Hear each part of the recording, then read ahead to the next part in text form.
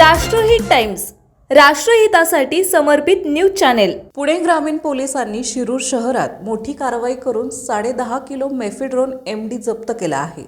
या अंमली पदार्थ तस्करी रॅकेटमध्ये अहिल्यानगर पोलीस दलातील एका हवालदाराचा सहभाग असल्याचं समोर आलं असून त्यालाही अटक करण्यात आली आहे।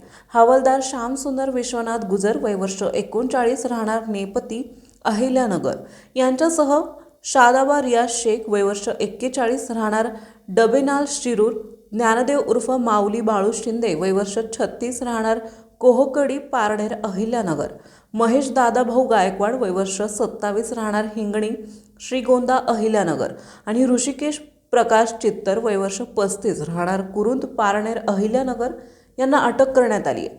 पुणे ग्रामीण भागात अंमली पदार्थ विक्री करणाऱ्यांविरोधात कारवाई सुरू असताना पुणे ग्रामीण पोलीस अधीक्षक संदीप सिंग गिल यांनी अंमली पदार्थ विरोधी विशेष मोहीम राबवण्याचे आदेश दिले होते।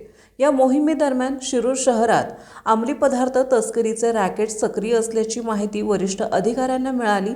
त्यानंतर विशेष पथक तयार करून शिरूर पोलीस आणि स्थानिक गुन्हे शाखेला तपासाच्या सूचना देण्यात आल्या।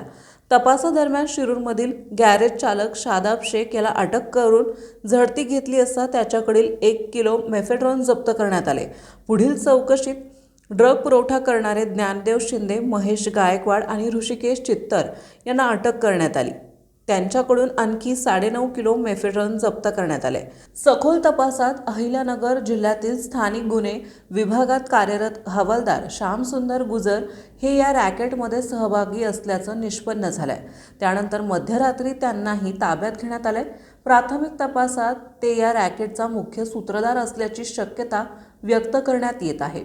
त्यांच्याकडे चौकशी सुरू आहे। पोलीस अधीक्षक संदीप सिंग गिल यांच्या मार्गदर्शनाखाली स्थानिक गुन्हे शाखेचे वरिष्ठ निरीक्षक अविनाश शिळीमकर, उपनिरीक्षक पंडित मांजरे, हवालदार निलेश शिंदे, जनार्दन शेळके, तुषार पंधारे, राजू मोमीन, संजय जाधव, पोलीस शिपाई पोपट गायकवाड, शिरूर पोलीस ठाण्याचे उपनिरीक्षक दिलीप पवार, पोलीस शिपाई अंबादास थोरे आणि सचिन भोई यांच्या पथकाने कारवाई केली आहे।